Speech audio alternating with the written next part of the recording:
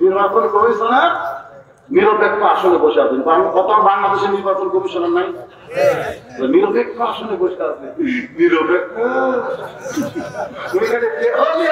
বসে আছে আর মনে মনে একটা দলের পক্ষে আছে।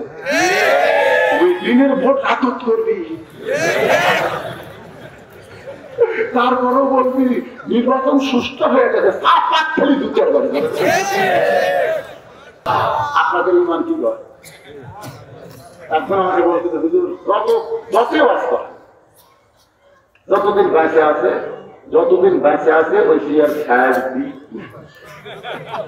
আপনি যতই বাস করেন। আমি বলেন তোর ইমান কি করে? আমার ইমান এটা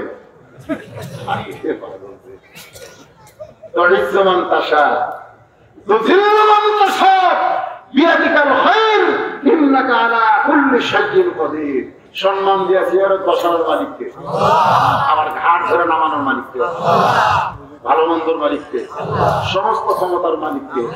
আপনাদের ইমান কি কর? কয়েকদিন আগে কিন্তু একদম শুনেন না আপনারা? শুরুতে যখন এই বছর শুরু করি হাইরে কাটলার মশান খায়, বিসমিল্লাহ তুলা দিবি, আশরাফ তুলা দিবি, ইয়ে করবি সে করবি, আলিমের গাড়ি কানা দিলে কেউ ভাই আলিমদের গাড়ি কানা দেব। আমরা কইলাম আল্লাহ বর্তমান তো আন্দোলন করার কোনো রাস্তা নাই, মিছিল করলি পুলিশ আগে আমার লোক ধরিবে ভাই, দরকার নাই। গোপনে আমরা আল্লাহ বললাম আল্লাহ আল্লাহ দুনিয়ার সব আদালত নষ্ট হয়ে গেলে তোমার আদালতে তো কিছু বিচার আছে। আল্লাহ এমন বিচার করবেন ভাই, বাংলাদেশ থেকে পুরা ক্যানাডা গেল, ক্যানাডা মানলো লাঠি দুবাইতে বললো, দুবাই 1 লাখ মারছে, আর বাংলাদেশ বিমানবন্দর ফিরে যাচ্ছে। সারা কোন দিক দিয়ে পড়ে গেছে মনোবীক্ষণ যন্ত্রকে খুঁজে দেখা যায় না। তাহলে আল্লাহ তাকে উপর করে আবার লাঠিকে নেমে দিবারও পারে। ধরে কোন কথা বল না। কিছুদিন আগে আফগানিস্তানে সিরিয়ার ইউক্রেনের প্রেসিডেন্ট গুলি করে মুসলমানদের হত্যা করেছে।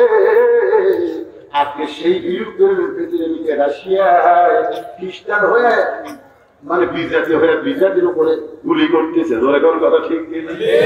আমাকে বলে হুজুর রাশিয়া ইউক্রেন যুদ্ধ লাগছে, আপনি কোনটার পক্ষে?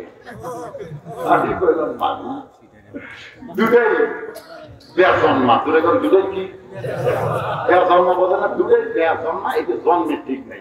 তোর যে পক্ষে দেয় হবি মানতা সাম্পাতি কৌমিন আর মিনহু, ওই পক্ষে আল্লাহ জাহান্নাম করবে। সেটা হতে তাহলে কি বলতেছে? মোরা পাউস হয়ে যায়, মোরা পাউস হয়ে যায়। তারপরে আবার শুনতেছে আমেরিকা নাকি চীনের উপর হুমকি মারতেছে। মানুষ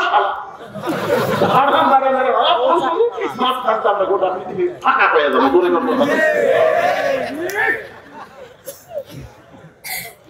যখন করোনা আসলো আমাদের বাংলাদেশের করোনার জন্য আমি কিন্তু দোয়া করছি, দোয়া করার পরে টুক টুক টুক টুক করে কিছুক্ষণ করি।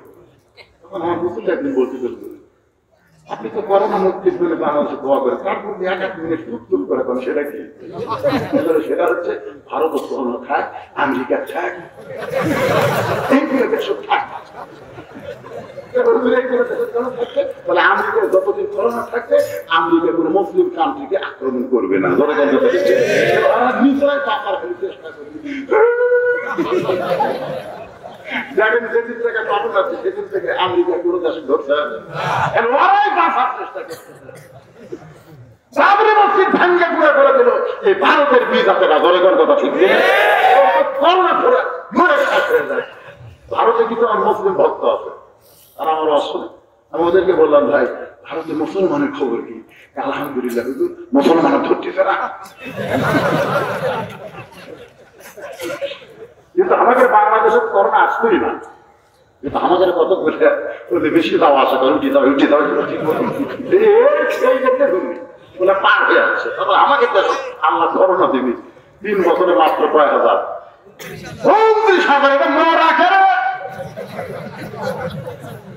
করোনা পর্যন্ত বাংলাদেশের একটা কান্দিছে। আল্লাহ এরা যে খাচ্ছে যে ক্যাম্প পরিষ্কার এরকে শরীরের মধ্যে ঢুকতে আমাকে ভয় লাগতেছে। ওরা মরবে না আমরা অনেক করোনাই মারা আমাকে অবস্থা দেখি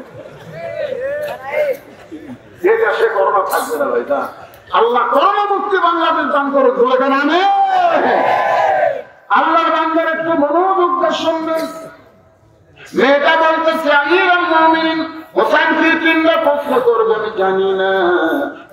ইমান বলতেছে আমি না পারলে আমার আল্লাহ পারাবে। ধরে বলেন কে পারাবে? সঙ্গে সঙ্গে হযরত ওমর হযরত আলীর বাড়িতে এসে বলতেছে আলী রে তারিখ করতে চাই। হোসেন বলে কিসের তারিখ? ওমর ফারুক বলে বিয়ের তারিখ না। তুমি যে 3টা প্রশ্ন করবা মেয়েটার উত্তর দিবার পারবে কি পারবে না তার তারিখ। আলী চোখের পানি বের করে বলতেছে আমিরুল মুমিনিন সেই প্রশ্ন জীবনে আপনি শোনেন নাই, এই প্রশ্ন আমিও জানি না, সেই প্রশ্নের উত্তর মেয়েটা দিবার পারবে। এত বড় সত্যি আপনি কেমনে পাইলেন? ওমর ফারুক বলে আলী রে ইমানের বলে বলিয়ান হয়ে যখন কেউ কথা বলে তখন সে একলা থাকে না, তার সঙ্গে আমার আল্লাহ থাকে।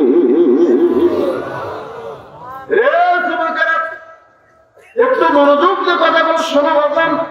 ওমর ফারুক নির্দিষ্ট তারিখে ডান পাশে বসে গেছে, বাম পাশে হযরত আলী আর মাঝখানে হোসাইন। সামনে একটা চাদর দেওয়া হয়েছে, ওই চাদরের ওই পারে 18 বছরের যৌবনা মেয়েকে বসানো হয়েছে। বসার সাইজটা খেয়াল করবেন। ডান পাশে যিনি বসেছেন তার নাম হলো হযরত ওমর, তার নাম কি?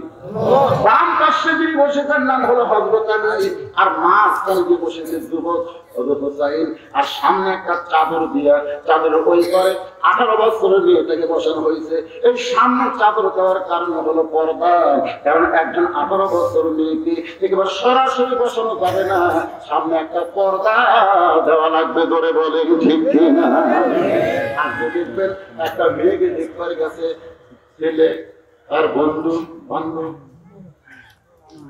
আগে মেয়ের বাবা হয়ে দিয়েছে ছেলের বাপ, আমি যাওয়া পারতেছি না ভাই, আমি যাওয়া পারতেছি না, তবে আমার ছেলে কিন্তু বন্ধু বান্ধব নিয়ে যাচ্ছে, ভালো মতো দেখায় ডাইরেক্ট অ্যাকশন, ডাইরেক্ট সামনে বসতে এবারে বন্ধুর খানত হয়েছে কেমন বিয়ে কে করবি? ওর বন্ধু করবি না আমি করবি? ওর বন্ধু বলছে কেমন লাগতেছে না, মানে ওর বন্ধুর পছন্দ আছে না, ওর বন্ধুর পছন্দ আছে। এই মাল তো জমকে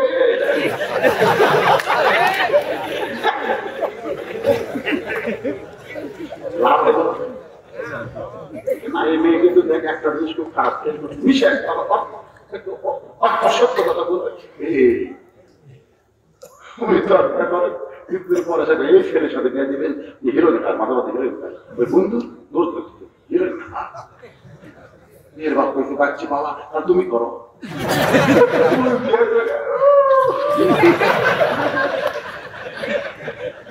ওই ঘটনা সত্য, এরকম ঘটনা ঘটছে।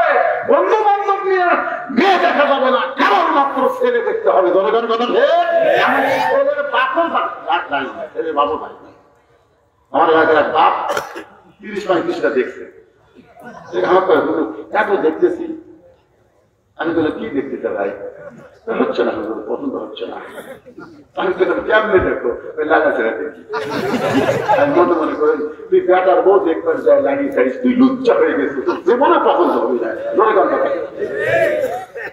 দেখেন বসার সাহিত্যটা যেমন ইসলাম কি বলে। রে মায়েরা যারা পর্দার অন্তরালে একটু মনোযোগ দিয়ে শোনেন। ডান পাশে হযরত ওমর, বাম পাশে হযরত আলী, মাঝখানে হোসেন, সামনে চাদর, চাদরের ওই পারে 18 বছরের যৌবনা মেয়েটা বসে গেছে। এমন সময় হযরত ওমর বলে হোসেন এখন তুমি প্রশ্ন শুরু করো। এবার হোসেন দাঁড়িয়ে বলতেছে রে মেয়ে তুমি একা একা বসে আছো, তাই বলে মনে করো না তুমি একলা হয়ে গেছো, বরং আমি হোসেন বড় একা হয়েছি। ওমর ফারুক বলে হোসাইন তোমার ডান পাশে আমি বসে আছি, বাম পাশে তোমার বাবা, এরপরে তুমি একা কেমনে হলে? হোসেন বলে রে মেয়ে আমার দুই পাশে দুইজন মহামানব দেহ নিয়ে বসে আছে, কিন্তু এই দুই মহামানব মনে মনে মনে মনে তোমার পক্ষ নিয়েছে। নির্বাচন কমিশনার নিরপেক্ষ আসনে বসে আছেন। কত বাংলাদেশের নির্বাচন কমিশনার নাই? নিরপেক্ষ আসনে বসে আছে। নিরপেক্ষ বসে আছে আর মনে মনে একটা দলের পক্ষে আছে। ওই দিনের ভোট আদত করবি, তারপরেও বলবি নির্বাচন সুষ্ঠু হয়ে গেছে, খেলি দু চার বার নিরপেক্ষ। আপনারা বলেন তো হযরত ওমর কার পক্ষে? এ কথা বল না কেন কার পক্ষে?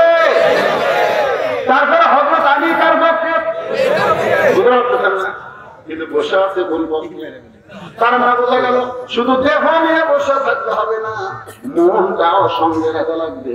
বাগান গো হোসেন বলতেছে, রে মেয়ে, আমার দুই পাশে দুইজন মহামানব বসে আছে, কিন্তু এই দুইটা মহামানব মনে মনে তোমার পক্ষ নিয়েছে। এরা কোনো সময় চাবে না আমি জিতি, বরং তুমি জিতো। ধরে গান কথা দিয়েছে তোমার পর কি চাচ্ছে মনে মনে কর। কারণ সেই ঘট খালি বলতেছে, তার ঘট খালি টিকা লাগবে না, এইগুলো মনে মনে তার চাবে না। আল্লাহ মেয়ের পাল আল্লাহ আলী ভাবতেছে এমন একটা বেকার বউ আমার দরকার। পরীক্ষা দিয়েছে প্রত্যেকদিন সকালে 3টা থেকে 3টা করে চাবুক মারছে, এরপরেও যে মেয়েটা ইমান হারা হয় নাই, এমন একটা পুত্র আমার দরকার নেই। মেয়েটা কোন দিতে আমার কিন্তু বেকায়দা বসিছে এই সাইডে। আমার ভারত হুসাইন, এখন তুমি প্রশ্ন শুরু করে দাও। এবার হযরত হুসাইন রাদিয়াল্লাহু তাআলা প্রশ্ন শুরু করতেছে, আপনারা একটু মনোযোগ দিবেন। 1 নম্বর প্রশ্ন হলো, রে আমার মাকে তুমি জানো? মারাত্মক কথা, কারণ মা এই যে ঘুরতেছে, ও যে দেখে ওরা বসতেছে, আমি অনেকক্ষণ খেয়াল করতেছি, ওরা আছে আবার ওরা বসবার পাচ্ছে যাচ্ছে কিন্তু পারতেছে না, পারতেছে না। কারণ ওরা যখন মায়ের পেটে ছিল তখন মা পেট দিয়ে গোটা পাড়া ঘুরিছে, ওই পেটের মধ্যে ধরুন গরম আছে। কোরআনের মাহফিলে বসতাম তার দিনে, কারণ খুবই খারাপ। ধরুন কি খারাপ, একজন খ্রিস্টান নেপোলিয়ন পর্যন্ত বলেছে ভালো একটা সন্তান চাইলে ভালো একটা মায়ের। আজ পর্যন্ত কেউ বলে নাই যে ভালো সন্তান চাইলে ভালো বাপের দরকার। ভালো বাপ দিয়ে ভালো সন্তান হবে না, ভালো মাও হওয়া লাগবে। দরকার কথা তাহাজ্জুদের নামাজ পড়া স্বামী সহবাস করতে যাবে, আবার গোসল করে নামাজ পড়ি ফজরের, কি ভালো বাপ না? এখন এখন ভালো বাপ না, দোয়া দরুদ সব করছে। বাবা আনন্দে মাতিয়ে সাগরে ভাসাইয়া সেই তো চইলা যায়, খবর লয় না মাটন ধরিয়া উদরে বড়ি চুরি করে, আচার চুরি করে দেওয়ার সাথে সাগর সাপি বাংলা দেখে। এই পেটের সন্তান টাঙ্গল সাপি বাংলা যখন মা দেখে, মায়ের দেহের মধ্যে যে হরকত হয়, ওই হরকতের পেটের মধ্যে বরকত হয়। আর মা পেটে বাচ্চা নিয়ে যখন নামাজ পড়ে, রুকুর থেকে যখন সেজদায় যায়, ওই বাচ্চা পেটের মধ্যে যখন হেঁটা ভেঙা হয়, ফেরেশতা কয় আল্লাহ তোমার বান্দি নামাজ পড়ে, পেটের মধ্যে বাচ্চার কি কষ্ট হয় না? আল্লাহ বলে ফেরেশতা সাক্ষী থাক, যেই মা পেটে বাচ্চা নিয়ে নামাজ পড়লো, ওই মা শুধু নিজে নামাজ পড়লো না, পেটের বাচ্চাকে নামাজি বানায়া দিল।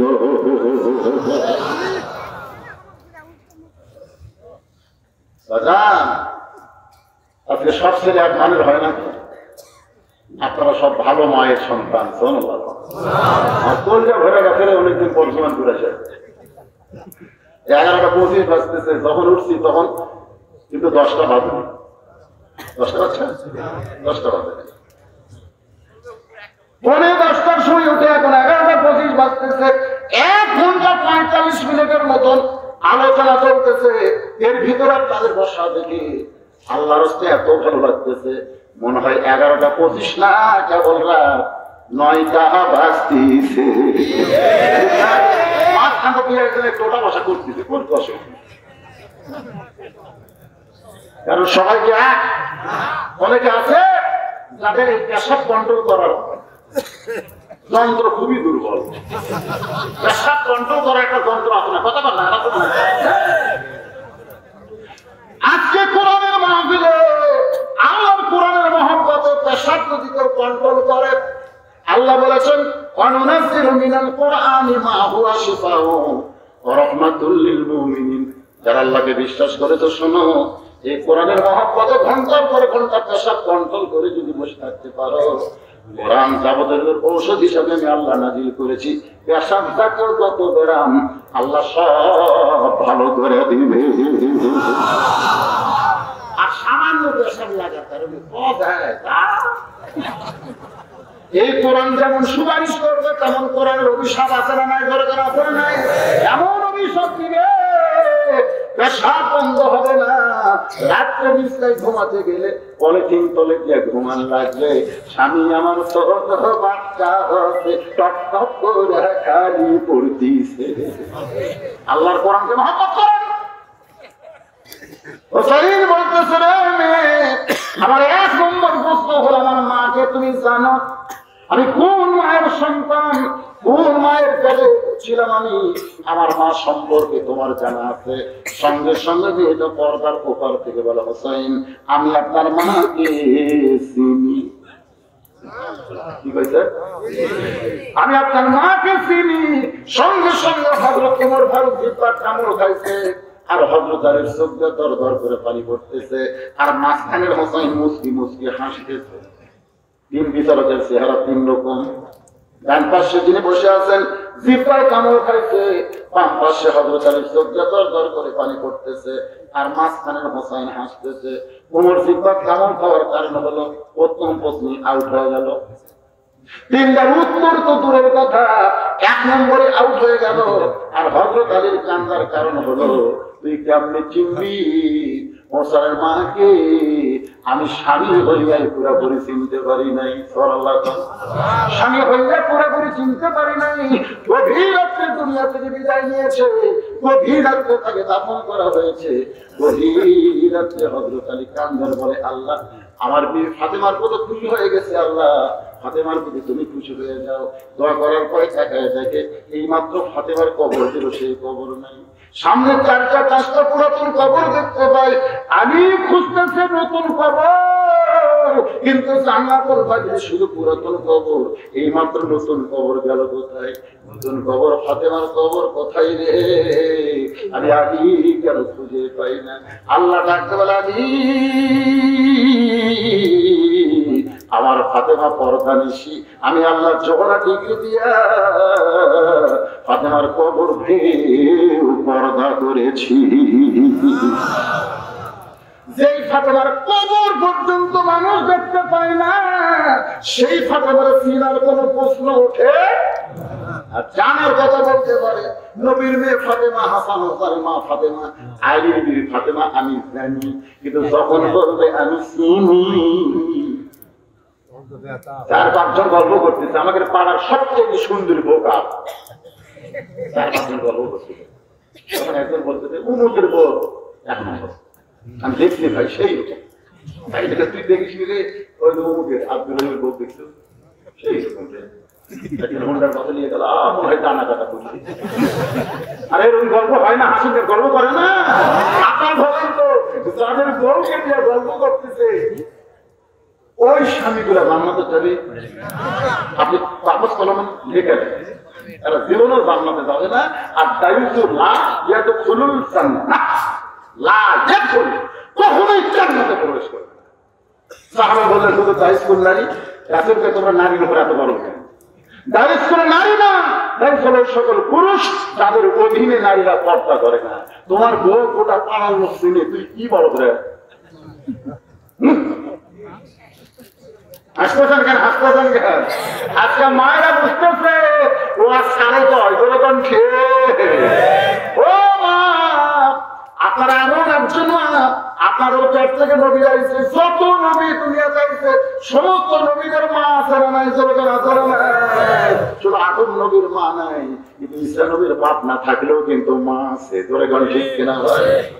যত আল্লাহর ওলি তাদের মা আছে না নাই? সাহাবীদের মা আছে না নাই? আলিমদের মা আছে না নাই? বাগান মায়ের কাছ থেকে সন্তান, সেই মাটা কেমন একটু বোঝানোর জন্য বলতেছি। মেয়েটা বলে, হোসাইন আপনার মাকে আমি চিনি। অনেক সময় চলে যায়, উত্তর হইল কি হইল না। মেয়েটা জানতে চায়। ওমর ফারুক বলতেছেন মা কেমনে হবে?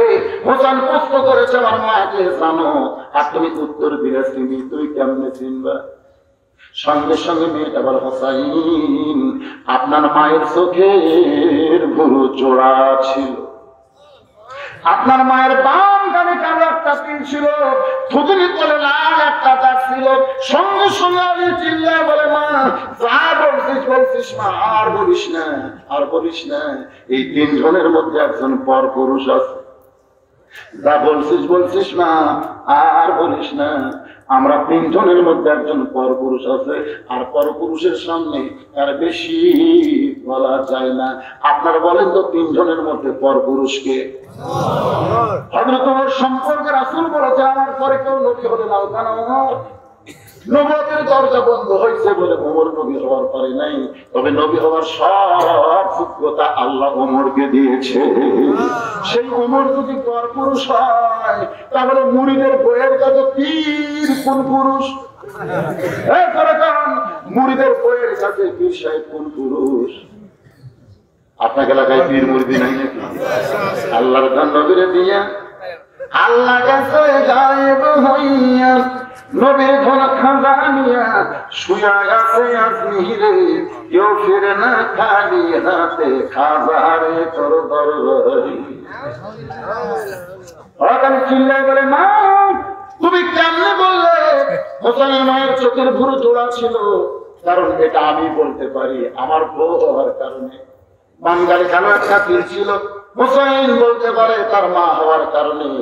দুদিনের তলে লাল একটা দাগ ছিল, এটা হাসান বলতে পারে কারণ ফাতেমা তার মা হওয়ার কারণে। তুমি রোম দেশের জেলখানায় বন্দি থাকা একটা মেয়ে কেমনে বললা? মা তুমি কেমনে বললা? মেয়েটা বলে, মুরব্বী ওই রোমের জেলখানায় যখন আমি বন্দি ছিলাম, সকাল বলে 3টা করে চাবুক মারতো, বিকাল বেলায় 3টা করে চাবুক মারতো।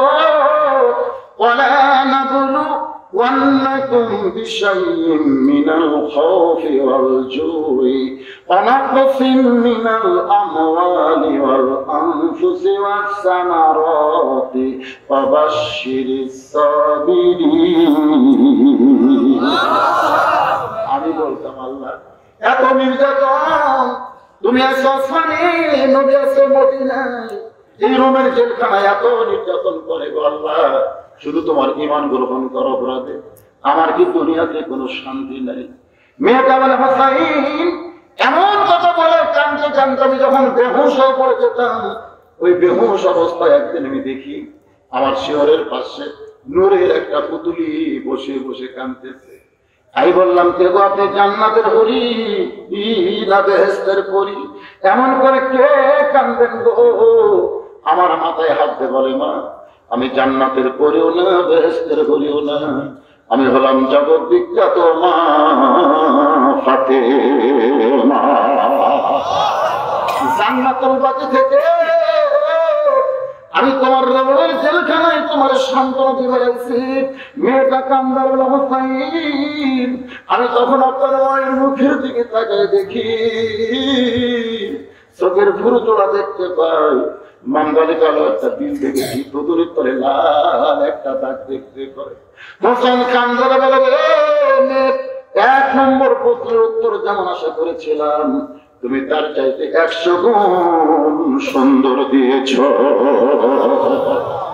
ওমর ফারুক বলে, আরে ভাই আমার ভটকারি আল্লাহ কবুল করেছে। হোসেন বলে, এত সহজ নয়, কারণ 3টা প্রশ্নের উত্তর না দিয়ে আমি বিয়ে করবো না। একটা প্রশ্ন সবাই পারতে পারে, কিন্তু 2 নম্বর 3 নম্বর সবাই পারবে না।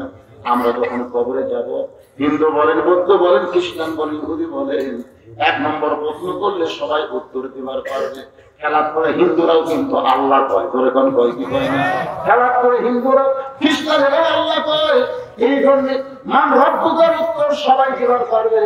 কিন্তু কবরে যখন মুনকার নাকির বলবে, অমা দীনুকা, তোমার ধর্ম কি, তখন কিন্তু হিন্দু পারবে না, ইহুদি পারবে না, শুধুমাত্র অমাইয়াবতাগি গায়রাল ইসলাম দীনান ফালান ইয়াকবালা মিনহু, কেবলমাত্র ইসলামকে গ্রহণ করা যারা মুসলমান, তারাই 2 নম্বর উত্তর দিবার পারবে।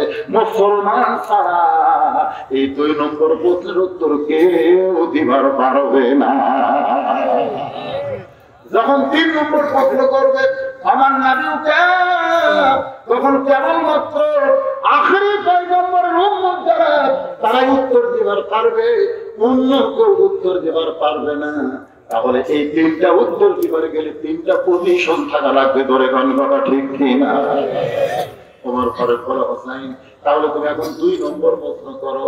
এবার হাসান বলে মেয়ে আমার 2 নম্বর প্রশ্ন হলো 6 বছর বয়সে তুমি ঈমান কেমনে পাইলা? 6 বছর বয়সে ঈমান কেমনে পাইলা? তুমি রোমান কারখানায় বন্দী ছিলা, তোমার দাদা খ্রিস্টান, তোমার বাবা খ্রিস্টান, রোম দেশের সকলে খ্রিস্টান, ওই খ্রিস্টান দেশে 6 বছর বয়সে তুমি ঈমান কেমনে পাইলা? যে ঈমান গ্রহণ করার কারণে 12 বছর তোমাকে জেলখানায় বন্দী জীবন কাটাতে হইল, যে ঈমান ধরে রাখার কারণে সকালবেলা 3টা বিকালবেলা 3টা করে চাবুক খেতে হলো। আমার প্রশ্ন হলো তুমি 6 বছর বয়সে ঈমান কেমনে পাইলা? ওমর ফারুক থরথর করে কাঁপতেছে, কারণ যে প্রশ্ন ওমরের করা দরকার ছিল 2 পাহাড়ের মাঝখানে যখন দেখা হলো, যে প্রশ্ন ওমর করতে পারে নাই সেই প্রশ্ন এখন হুসাইন করলো। মেয়েটা বলে হুসাইন 6 বছর বয়সে ঈমান কেমনে পাইলাম যদি জানতে চান তাহলে শোনেন, আমি দুনিয়ার সাধারণ কোন ঘরের মেয়ে না, আমি দুনিয়ার সাধারণ কোন ঘরের মেয়ে না। আমার দাদা হলো রোম সম্রাট কাইসার। যেই বলেছে আমার দাদা রোম সম্রাট কাইসার, সঙ্গে সঙ্গে ওর ফরক চমকে উঠছে, তাহলে মেয়েটা সাধারণ ঘরের না, তার দাদা হলো রোম সম্রাট কাইসার। মেয়েটা বলে হোসাইন 6 বছর বয়সে অন্দরমহলে মায়ের সঙ্গে, এমন সময় আমার দাদা অন্দরমহলে গিয়ে বললেন, নাতনি রে আজকে রোমের দরবারে খেলা হবে, তুই কি খেলা দেখতে যাবি? ছোট ছোট বাচ্চারা খেলার কথা শুনলে আর দুনিয়ার কোনো কিছুর কথা খেয়াল থাকে না, ধরে কোনো কথা ঠিক নেই। ছোট ছোট বাচ্চা শুধু নয়, এখন যুবকেরাও, এখন এই যে ইয়ং জেনারেশন কিশোর যুবক, এরাও কিন্তু খেলার মধ্যে মত্ত হয়ে গেছে। রাস্তার পাশে বসে আপনি ফ্রি ফায়ার খেলতেছে, রাস্তা দিয়ে একটা কুত্তে যাচ্ছে, ধরে কোন কি যাচ্ছে, কুত্তা যাচ্ছে, কুত্তা খাওয়ার সময় খেয়াল করে দেখে ওই লড়েও না চড়েও না, পৃথিবীর কোনো খেয়াল নাই, মাছি পড়ে তাও তাড়ায় না, কারণ এক হাতে মোবাইল ধরছে আর এক হাতে খালি মশা পড়ছে, তো মশা খেয়ে না, কুত্তাটাই কেড়িয়ে রেখে লাগার সঙ্গে ওই লড়েও না চড়েও না, কুত্তা মনে করছে গাছের গোড়া না হয় পাথর হবে, এই মনে করে ঠ্যাং আমক করে পেশাব করে দিয়েছে। পেশাব করছে তখন তাকে তাকে পিছতে পারছে।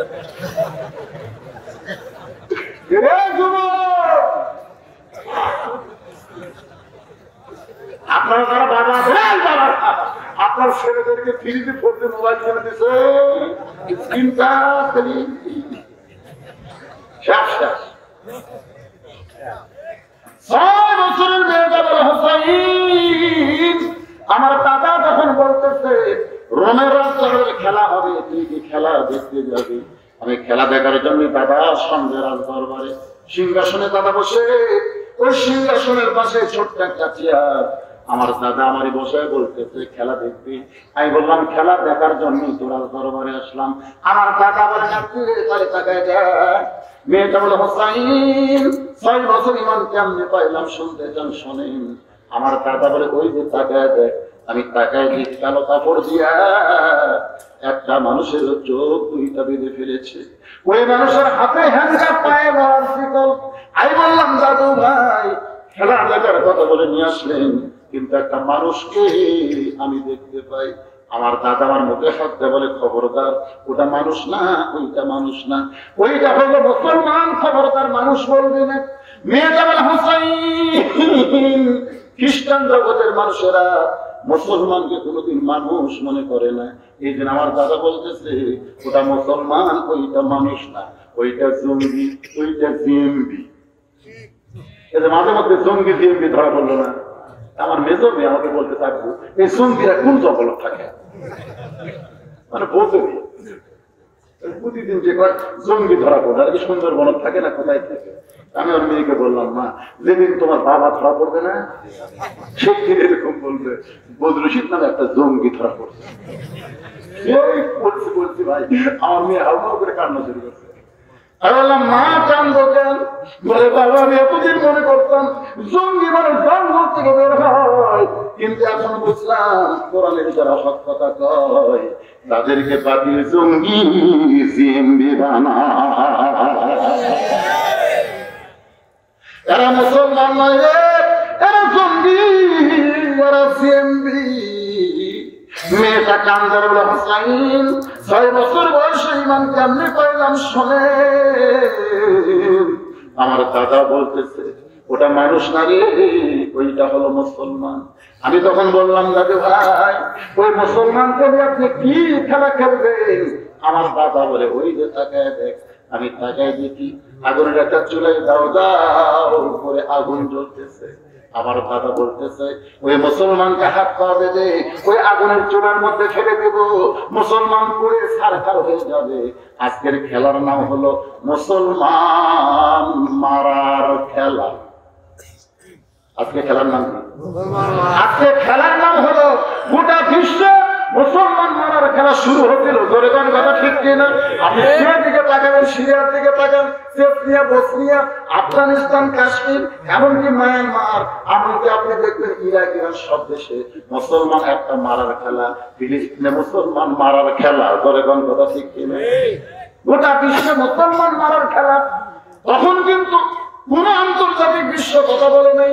এখন ইউক্রেনকে রাশিয়া ধরছে, কোন মুসলমানের কথা বলার দরকার নেই। তা করার পূর্বে জোরে গান কথা ঠিক কিনা? আল্লাহর বান্দারা একটু মনোযোগ দিয়ে খেয়াল করবেন। মেয়েটা বলা, হুসাইন 6 বছর বয়সে কেমন ঈমান পাইলাম শোনেন। আমি তখন দাদু ভাইকে বললাম, দাদু ভাই ওই মুসলমানকে মাফ করা যায় না? এই মুসলমান মারার খেলা বন্ধ করে ওই মুসলমানকে কি মাফ করা যায় না? আমার দাদা বলতেছে 100 বার মাফ করা যায়। যদি মুসলমান একটা বারের জন্য বলে আল্লাহ রাসূল মানি না, সঙ্গে সঙ্গে চোখের বাঁধন খুলে দিব, হাতের হ্যান্ডকাপ খুলে দিব, পায়ের শিকল খুলে দিব। মেয়েটা বলে, হুসাইন আমি 6 বছরের ছোট্ট মেয়ে চেয়ার থেকে উঠে দিয়ে ওই মুসলমানের সামনে বললাম, মুসলমান তুমি যদি বাঁচবার চাও তাহলে একটা বারের জন্য বলো আল্লাহ রাসূল মানি না। আমার দাদা তোমার চোখের বাঁধন খুলে দিবে, তোমার হ্যান্ডকাপ খুলে দিবে, তোমার পায়ের শিকল খুলে দিবে। যদি বাঁচতে চাও একটা বারের জন্য বলো আল্লাহ রাসূল মানি না। মেয়েটা বলো, হুসাইন মুসলমান সমস্যার চিৎকার করে বলতেছে, রে ছোট্ট মেয়ে তোমার কাছে জীবনের দাম বেশি, কিন্তু একজন মুসলমানের কাছে জীবনের চাইতে ঈমানের দাম বেশি।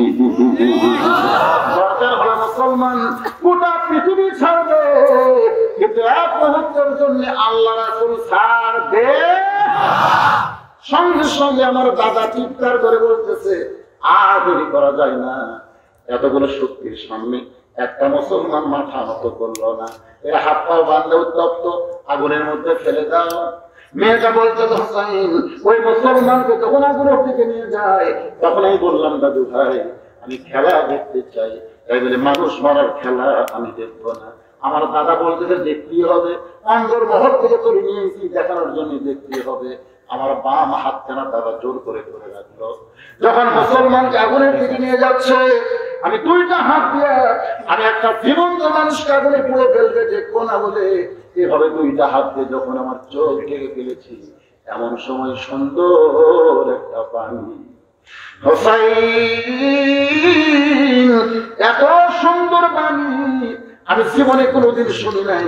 সেই বাণীটা হলো লা ইলাহা ইল্লাল্লাহু মুহাম্মাদুর রাসূলুল্লাহ।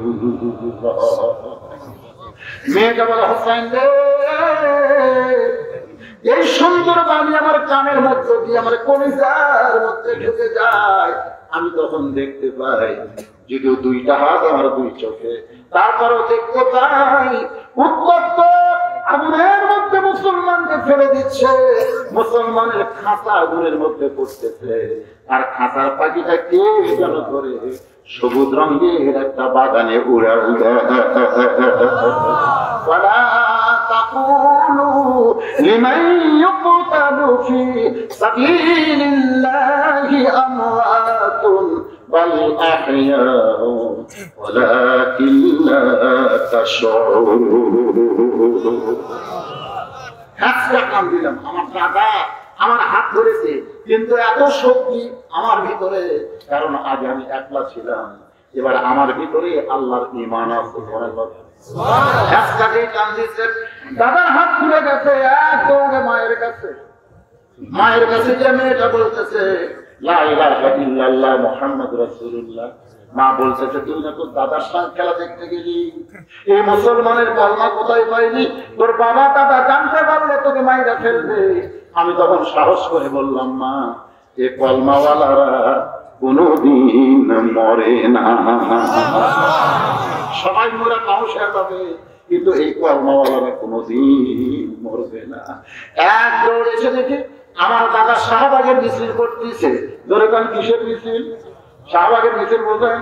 আমাদের ঢাকা একটা শাহবাগ আছে, যখন কাউকে ফাঁসি দেওয়া হয় তখন এই শয়তানের মিছিল শুরু করে দেয়। জোরে গান কথা ঠিক না? আমার দাদা সৈন্যদের মিছিল করতেছে, মুসলমান পুরে ছাই হয়ে গেল, মুসলমান পুরে ছাই হয়ে গেল। আমি এতগুলো সৈন্যের ভিতরে আমার দাদার সামনে গিয়ে বললাম, দাদা ইমানের বল কারে কয় দেখেন, দাদা কানার ভাগ্যে ধন মিলে না, সামনে পড়ে আছে সোনা কানা দেখতে পাই না, মাটি মনে করে ফাইলা যায় হাতে তুলে নেয় না, কানার ভাগ্যে ধন মিলে না, আইরে কপাল মন্দ। আপনারা বাংলা পড়া পারেন, ইংরেজি পড়া পারেন, যে কোরআন শুনতে আরে না বাবা,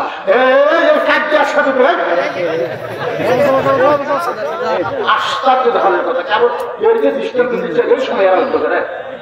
আরে এই এখন মানুষের দেখাচ্ছে না, না একজন উঠলে তো একসাথে জামাত ধরে উঠছে, জামাত খুব মজবুত, খুব মজবুত।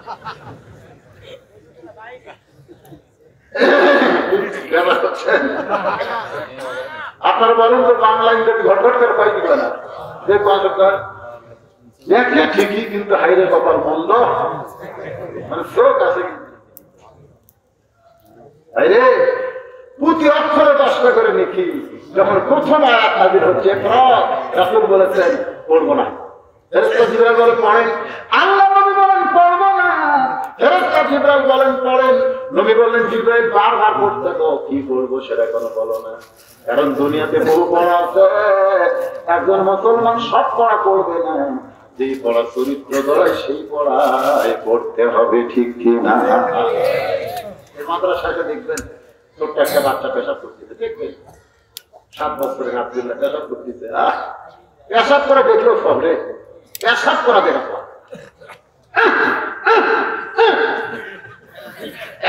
পেশাব করে পানিতে ধুয়ে তারপর উজু করতেছে। আব্দুল্লাহ উজু কেন করতেছেন বাবা? এই মাসে ঠান্ডার মধ্যে। হুজুর আপনি জানেন না আমরা কোরআন শরীফ পড়ি হুজুর, এটা ধরবার গেলে শরীর পবিত্র করা লাগে। ওই আব্দুল্লাহর বয়সে একটা ছেলে প্রাইমারি পড়ে, ওই পেশাব দিয়ে 40 লিখছে, পেশাব দিয়ে 40 লিখছে, পেশাবের পর পাবে আগে যে টাইম লিখছে তার লেখা শুনবে। আমি দৌড়ে গিয়ে ধরে বললাম এর কি করলি, কি করলি? পেশাব দিয়ে 40 লিখছিলাম, পেশাব কম দিকে 40 লিখছি, এদের বেশি হবে না 100 টাকা। আমি বললাম কোন ক্লাসে পড়িস? ক্লাস 2 পড়ি। কেমন পেশাব করা লাগে তোর স্যার শিখাইনি, কিভাবে পেশাব করা লাগে তোর স্যার শিখাই নাই। তখন চাচা কিন্তু প্রাইমারি পেশাবখানা যাই দেখি আমার সারই খারাপ হয়, পেশাব করে আমার সারই খারাপ হয়, আমার সারই খারাপ হয় মারে। সার মানে অল্পে শিখতে হচ্ছে বাথরুম বাথরুম ঘোরানো শেখা ভাগ করলো ঠাকুর বলা পেশাব কি পায়খানা করতে করতে পড়াবে পড়াবে না। আর আমি তার সাইডে কি এটা পেশা পবিত্র না হয়ে খরচ হবে না, আমি তো কপাল মন্দ দিতে অর্থ। আজকে এই কোরআনের মাহফিলে বসে আল্লাহর কোরআনকে ভালোবাসে এরকম কোন কোন আল্লাহর বান্দা আছে? আল্লাহকে তো হাত তুলে দেখান।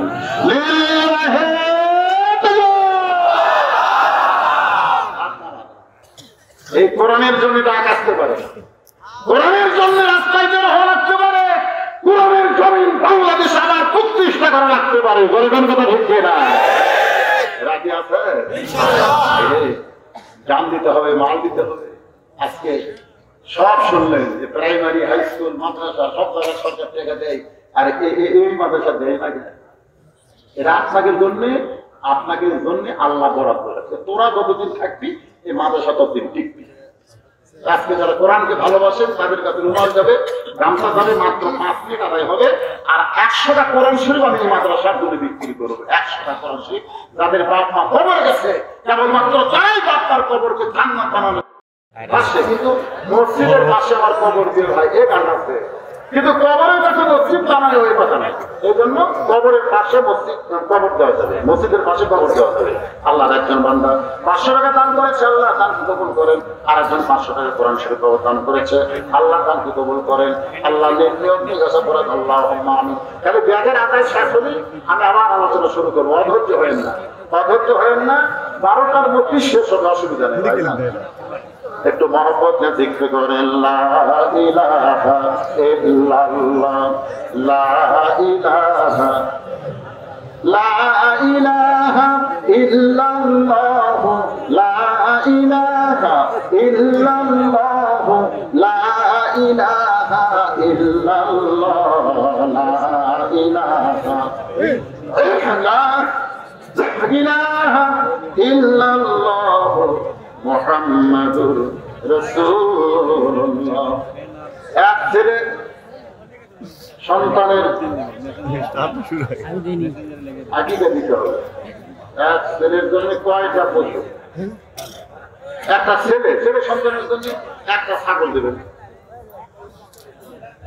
ওটা আমরা বেশি বলি, একটা দিকে হবে, একটা দিকে।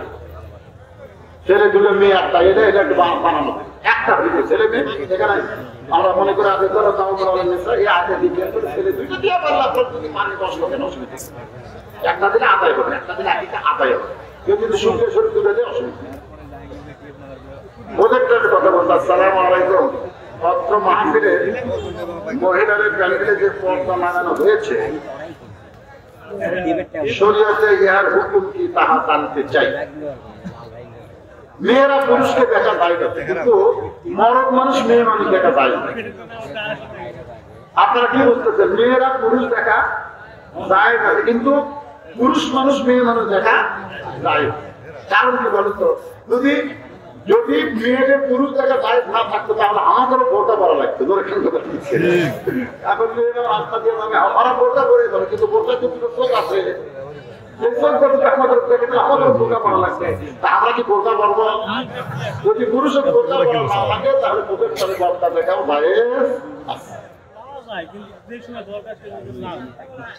বসেন। কি হলো মনে হয় ছায় বের করবেন? বসেন। সবগুলো ব্যাগ পেপার বলে নিয়ে আসো, এই কয়েকবার টাকা হলো। মেয়েদের কাছে গেছো? আমার মায়েরা বলে আল্লাহ রাস্তা আপনারা দান করবেন, সব এক ব্যাগ করো। ভালো ভালো, সবাই ভালো।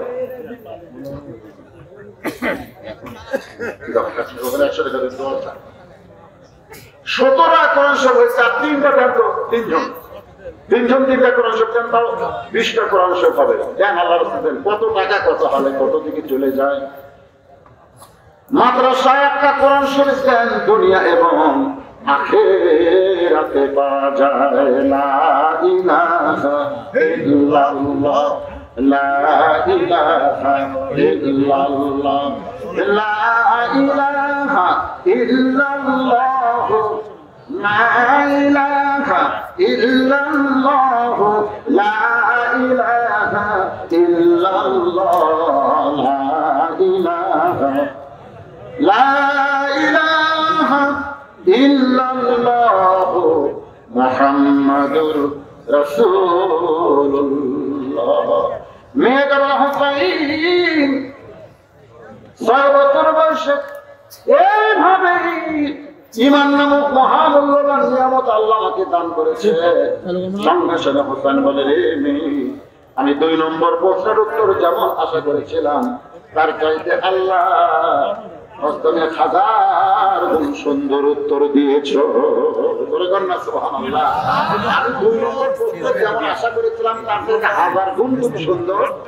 ওমর ফারুক বলে, হাসান তাহলে আল্লাহ আমার ঘরটাই কবুল করেছে। হোসেন বলে, এত সহজ না, 3টা প্রশ্নের উত্তর দিলে করবো বিয়া, নচেত আমি বিবাহ করব। 2টার উত্তর দেওয়া হলো, একটা থাক না করলে তো কোরআন শব্দ লাগে 3টা। কোন তালে দিলে দেয়?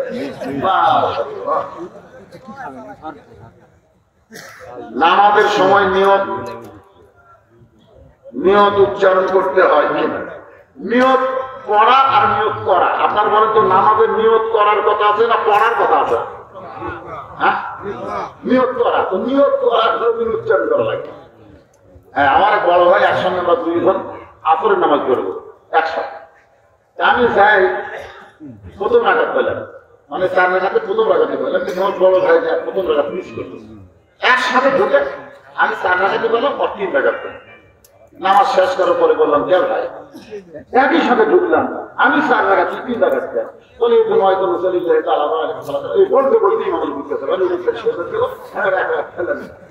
আমি বললাম তোমাদের নিয়ম পড়ার কথা কি বলছে? বলে তাহলে কি করবো? বলে যখন অজু করেছো তখনই তোমার নিয়ত হয়ে গেছে। নিয়ত মানে ইচ্ছা করা। যেরকম নিয়ত মানে কি করা? নিয়ত মানে ইচ্ছা করা। যখন মসজিদের মধ্যে ঢুকেছো তখন তোমার নিয়ত হয়ে গেছে। যখন কাটার বদ্ধ হয়েছে তখন নিয়ত হয়ে গেছে।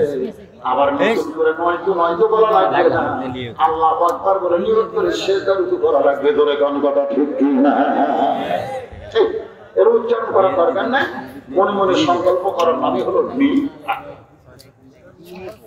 আল্লাহর বান্দারা একটু খেয়াল করেন। ওমর ফারুক বলে হোসেন এখন 3 নম্বর প্রশ্ন করো।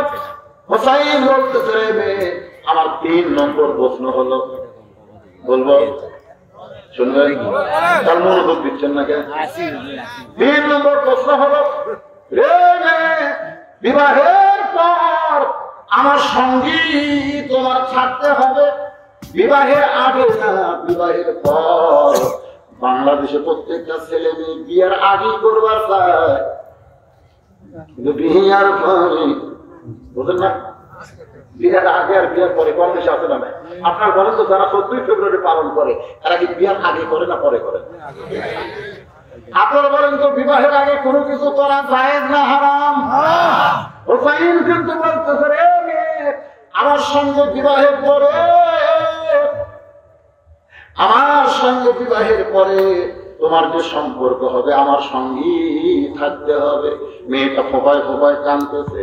ওমর ফারুক বলে মা 2টা কঠিন প্রশ্ন হোসাইন করলো, আর উত্তর তুমি সহজে দিয়ে দিলে। এই সহজ প্রশ্ন বিবাহের পরে আমার সঙ্গী তোমার থাকতে হবে, তুমি এইটার উত্তর না দিয়ে তুমি কেন কাঁদতেছো? মেয়েটা বলে হোসাইন যে প্রশ্ন আমাকে করেছে এই প্রশ্নের মধ্যে কঠিন কথা রয়েছে, ঠিক কিনা বলেন? আবার কি হাত নেই সব জায়গা হাত দিবার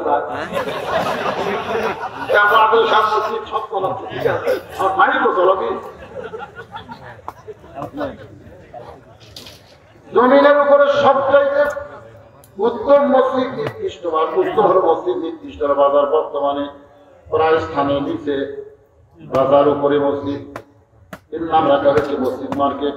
এর সঠিক ব্যাখ্যা যদি বলছেন আপনাকে কি বলছেন, মানে যে জায়গায় নামাজ পড়া হয় সে জায়গার উত্তম, এটা বাজারের উপরে হোক আর ব্রিজের উপরে হোক আর দেখি হোক। আপনি নিজে বাজার থেকে, বাজার মানে কি এটা বুঝাইছে আমার যে বাজার নির্দিষ্ট এই কারণে বাজারে যে মানুষ শুধু দুনিয়াবি চিন্তায় ব্যস্ত হয়ে যায়, আর মসজিদের মধ্যে উৎকৃষ্ট এই কারণে এখানে আসলে মানুষ একমাত্র আল্লাহ এবং আখিরাত নিয়ে ব্যস্ত হয়ে যায়। জনগণ কথা ঠিক না, কিন্তু মসজিদ হলো সবচেয়ে উত্তম জায়গা। মসজিদের মধ্যে কি আমরা যে কাজগুলো করি এগুলো উত্তম না?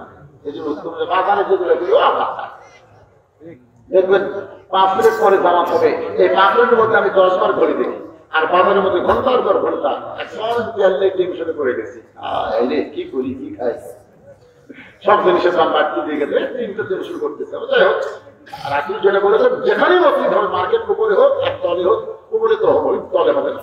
মসজিদ মসজিদের জায়গায় থাকবে, মার্কেট মার্কেটের জায়গায় থাকবে, ঠিক কিনা বলেন? আল্লাহর বান্দারা মেয়েটা বলতেছে এই কারণেই কাঁদতেছে, হোসেন যে প্রশ্ন করেছে এই প্রশ্নের মধ্যে অত্যন্ত গুরুত্বপূর্ণ কথা রয়েছে। ও হোসাইন, আপনি বলতেছেন বিবাহের পরে আমার সঙ্গী তোমার থাকতে হবে। আল্লাহর একজন নবী ছিলেন, নাম হলো আইয়ুব নবী। এখন কি নবী? আইয়ুব নবীর এক সময় বাসাই ছিল, আইয়ুব নবীর এক সময় অনেকগুলো বউ ছিল, আইয়ুব নবীর ঘর বাড়ি সব কিছুই ছিল। কিন্তু আইয়ুব নবী যখন অসুস্থ হয়ে গেল আয়ুব নবী যখন কঠিন অসুস্থ হলো, এমনকি দেহের দুর্গন্ধ যখন শুরু হলো, তখন কিন্তু তার বাড়ি ঘর থেকে বের করে লোকালয় থেকে জঙ্গলের মধ্যে তাকে রেখে আসলো। যতগুলো বিবি ছিল সব বিবি আয়ুব নবীকে ছেড়ে চলে গেল, সন্তান সন্ততি সবাই চলে গেল, শুধু একটা মাত্র বিবি আয়ুব নবীর সঙ্গ ত্যাগ করে নাই। সেই বিবির নাম হলো রহিমা। রহিমা যেমন আয়ুব নবীর সুখের দিনেও ছিল, দুঃখের দিনেও ছিল, আমিও তেমন আপনার দুঃখের দিনেও থাকবো, সুখের দিনেও থাকবো, সব সময় আপনার সঙ্গে থাকতে চাই, এমনকি জান্নাতে আপনার সঙ্গে থাকতে চাই। হুসাইন বলতেছে আমার কোন আপত্তি নেই।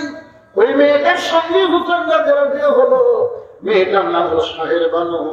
ওই কারবালার প্রান্তরে আলী আকবরকে যখন হত্যা করা হয়, হুসাইন এসে বলল, রে বিবি, তোমার কলিজার টুকরা আলী আকবরকে হত্যা করেছে, তুমি ইচ্ছা করলে কাবু ছেড়ে তুমি চলে যাবার পারো, এরপরে কিন্তু আমার উপর অ্যাটাক করবে, আক্রমণে তুমিও নিহত হতে পারো। ওটা কান্দের বলে, স্বামী গো, বিয়ের সময় আপনি তৃতীয় প্রশ্ন করেছিলেন, বিয়ের পরে আমার সঙ্গী তোমার থাকতে হবে। আজকে কারবালার প্রান্তরে কঠিন সময়, আমি আপনাকে ছাড়বো না, সব সময় আপনার সঙ্গে থাকতে চাই। যখন দেহ রেখে মাথা নিয়ে চলে গেল, ওই দেহের উপরে ঘোড়া ছুটানো হলো। তখন তারা দেহের কাছে বসে তার দিন বললেন, স্বামী গো, তোমার দেহ হাতে স্পর্শ করে বলতেছি, বিয়ের আগে তোমার সঙ্গে যেমন ছিলাম, বিয়ের পরে তোমার সঙ্গে যেমন ছিলাম, আল্লাহ যেন যুবকদের জান্নাতের সর্দার যখন বানাই দিবে, তখন এই অতঙ্কে আপনার সঙ্গে রাখবে। লিয়াবলুয়াকুম আইয়ুকুম আহসানু আমালান ওয়া হুয়াল আজিজুল গফুর। মৃত্যুর হায়াতকে আল্লাহ সৃষ্টি করেছেন পরীক্ষা করার জন্য। সেই পরীক্ষার সাথে হলো সুন্দর আমল। আজকে শুরু থেকে এ পর্যন্ত আমি যতগুলো আমলের কথা বলেছি, সে আমলগুলো কি সুন্দর না খারাপ? কি আমল? এই সুন্দর সুন্দর আমল করার তৌফিক আল্লাহ যেন আমাদের সবাইকে দান করে। আজকে আলোচনার পরে ঘুমিয়ে যাব, ঘুমের পরে ফজরের জামাত, এই সুন্দর আমলটাও যেন আল্লাহ আমাদের জন্য কবুল করে। সকলে বলে আল্লাহুম্মা আমিন।